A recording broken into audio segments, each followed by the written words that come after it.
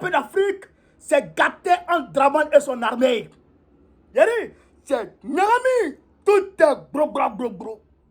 Il veut les renvoyer.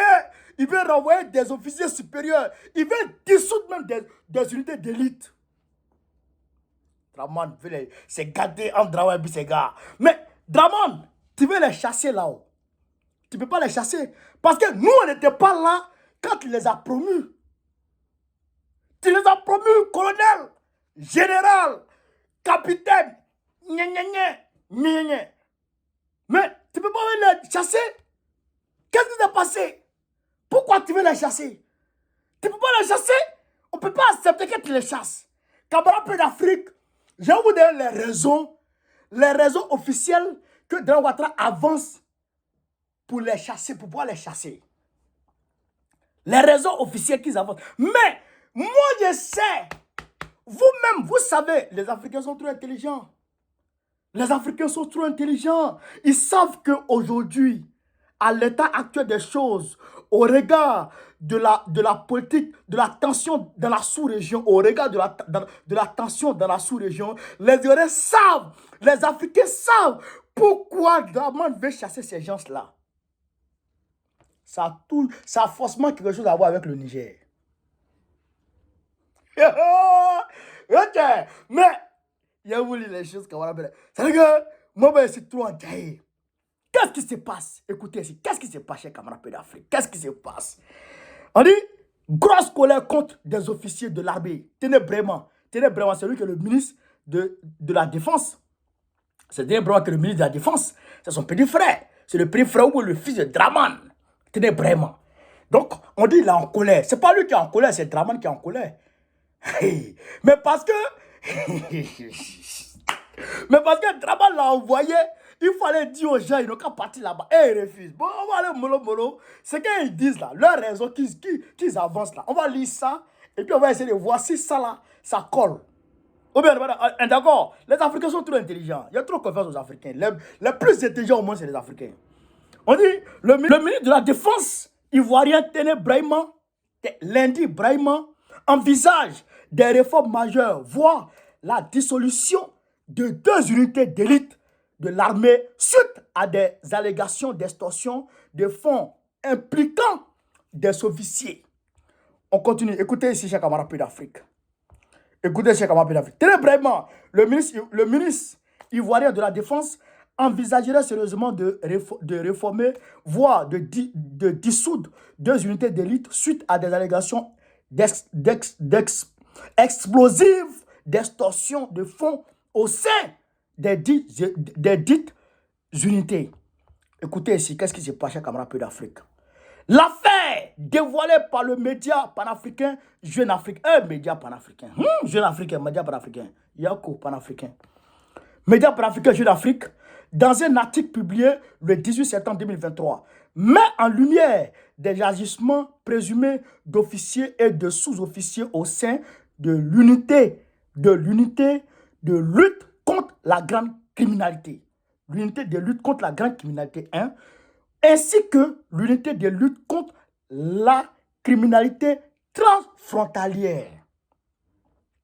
Des officiers interpellés, ces hauts gradés seraient suspectés d'avoir orchestré un vaste réseau d'extorsion de fonds ciblant des opérateurs économiques selon des sources citées par Jeune Afrique. La brigade de recherche de la gendarmerie nationale a déjà procédé à des arrestations suite à la saisie de preuves audio compromettantes. Donc, voilà ce qu'eux, ils avancent. Ils disent que les gens là ont racketté, ils ont estoqué, ils ont marmaillé les gens, etc. Donc, voilà ce que Téné Brahima avance. Mais Téné Brahima, tu mens. C'est-à-dire que toi, tu étais encore burkinabé. Tu avais encore ton passeport burkinabé. Et puis, il y avait corruption en Côte d'Ivoire. Dans l'armée. Il y avait un racket dans l'armée de Côte d'Ivoire. Vous êtes parti prendre les armes, toi et ton grand frère. Et vous avez commencé à massacrer les Ivoiriens. Aidés par la France et l'OTAN. Et vous êtes venu renverser le président Laurent Gbagbo. Coup d'État. Et vous êtes installés comme des démons. Et pendant ce temps-là, il y avait Frère, il y avait corruption. Il y avait corruption, il y avait ce réseau-là. Et c'est vous-même qui entreteniez ce réseau. Oui. Et puis, jusque-là, vous avez entretenu ça. C'est maintenant, vous vous rendez compte que il y a raquette en Côte d'Ivoire. Vous vous rendez compte que il y a escroquerie en Côte d'Ivoire. Vous vous rendez compte que l'armée est corrompue en Côte d'Ivoire. C'est maintenant vous vous rendez compte. Près de 13 ans, on va dire 12 ans après, on va dire près de 13 ans après, c'est maintenant vous vous rendez compte. Ça, c'est faux, ça. C'est pas à nous vous allez faire avaler ces conneries-là. C'est pas à nous vous allez faire avaler ces conneries-là. En réalité, c'est parce que ces personnes-là refusent d'aller combattre le Niger. Frère, je vous ai dit que l'armée ivoirienne ne va pas accepter. Et ils savent que, vous avez vu, unité de lutte contre la criminalité transfrontalière. Qui sont normalement aux frontières de la Côte d'Ivoire. Et puis l'unité de lutte contre la grande criminalité. Vous comprenez? C'est la unités d'élite. C'est la unités d'élite. Vous comprenez ça? Qui sont proches des forces spéciales en réalité. Vous comprenez ça? Vous comprenez ça? Donc, c'est ces deux unités-là, ils veulent dissoudre. Ils mettent délicieux pour les dissoudre. Pourquoi tu veux les dissoudre? Tu ne peux pas les dissoudre. Pourquoi tu veux renvoyer les officiers? Tu ne peux pas les renvoyer. Pourquoi tu veux les renvoyer? On ne peut pas l'accepter, ténébrément. Tu ne peux pas les renvoyer. Il faut les laisser. C'est les Ivoiriens. Ils ne veulent pas aller combattre leurs frères nigériens. Ils ne veulent pas aller combattre. Ils ont raison. Il ne faut pas les renvoyer. Tu ne peux pas les renvoyer. On ne peut pas accepter ça. Chers frères de Côte d'Ivoire, chers frères militaires ivoiriens, vous avez fait le bon choix de ne pas accepter d'aller tuer vos frères nigériens. N'acceptez pas. N'acceptez ni aujourd'hui ni demain. S'il vous force, retenez-vous contre lui-même. N'acceptez pas ça. N'acceptez pas aujourd'hui, n'acceptez pas demain. Camarades d'Afrique, voici la réalité. Ce n'est pas une histoire d'instruction et quoi, à nous faire dormir debout. Ça, ça existe en Côte d'Ivoire depuis longtemps. C'est la même chose qu'ils ont fait à Ahmed Bakayoko. C'est la même chose qu'ils ont fait à Ahmed Bakayoko en 2020. J'étais le seul dans l'opposition à avoir vu ce jeu. Dans l'opposition ivoirienne, j'étais le seul à avoir vu ce jeu-là. J'ai posé la question, mais quand ils sont arrivés en 2010, 2011, quand ils sont arrivés en 2011, nous on était là, on a vu ce qui s'est passé. Tous les fumoirs ont été attaqués. Tous les fumoirs ont été touchés par les Ahmed Bakayoko, par les unités d'Ahmed Bakayoko. C'est-à-dire qu'ils ont fait imposer leurs lois. Ils ont changé les têtes des fumoirs d'Abidjan. Oui. Ils ont changé le réseau. Ils ont instauré eux-mêmes les réseaux depuis 2010, depuis 2011. Maintenant, c'est en 2020 qu'ils se sont rendus compte qu'il y a trafic de drogue en Côte d'Ivoire. Alors qu'on savait que la drogue rentrait en Côte d'Ivoire depuis 2011.